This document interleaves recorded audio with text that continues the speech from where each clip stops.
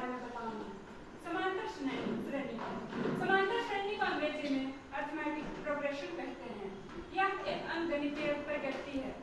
अंकगणितीय प्रगति एक अनुक्रम है जहां लगातार दो पदों के बीच में अंतर पाया जाता है।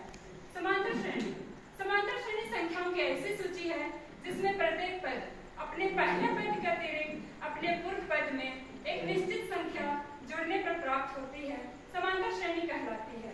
उदाहरण के लिए 1, 2, 3, 4, 5 इत्यादि। इस उदाहरण में प्रत्येक पद अपने पिछले पद से एक अधिक है। अब हम जानेंगे समांतर श्रेणी के प्रकार। समांतर श्रेणी के दो प्रकार होते हैं।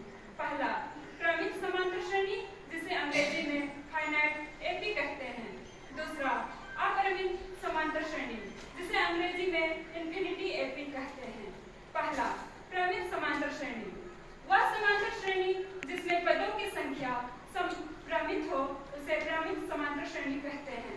उदाहरण के लिए अर्थात इसमें संख्याओं की जो श्रेणी होती है उसका अंतिम पद दिया होता है। एग्जाम्पल के लिए हम ले सकते हैं 2, 4, 6, 8 से 20 तक। 20 इसकी अंतिम पद है।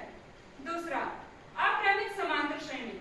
अक्रमिक समांतर श्रेणी वह समांतर श्रेणी जिसमें पदों की संख्या इन्फिनिटी हो, अर्थात इसमें संख्याओं की कोई भी अंतिम पद नहीं दिया होता है, उसे इन्फिनिटी एपी कहते हैं। उदाहरण के लिए 2, 4, 6 टू इन्फिनिटी। अब हम लोग जानेंगे समांतर श्रेणी के प्रथम पद। समांतर श्रेणी की प्रत्येक संख्या सब में एक पद अथवा क्रम कहलाते हैं। समांतर श्रेणी की प्रथम संख्या उसकी प्रथम पद तथा द्वितीय संख्या उसके द्वितीय पद तथा तीसरी संख्या उसके तृतीय पद कहलाती है। इसे हम लोग A1, A2, A3 इस प्रकार से सूचित करते हैं। अब हम लोग जानेंगे समांतर श्रेणी के स्वर अंतर। स्वर अंतर को अंग्रेजी में कॉमन डिफरेंस कहते हैं। वह निश्चित संख्या जो प्रथम पद में द्वितीय पद को प्राप्त करने के लिए जोड़ा जाता है या घटाया जाता है उसे समांतर श्रेणी का स्वर अंतर कहते हैं। इसे स्मॉल d से सूचित किया जाता है। इसे निकालने का फॉर्मूला होता है समांतर श्रेणी का स्वर अंतर इक्वल टू समांतर श्रेणी का द्वितीय पद माइनस समांतर श्रेणी का प्रथम पद। इसे हम लोग d equal to A2 minus A1 लिख सकते हैं।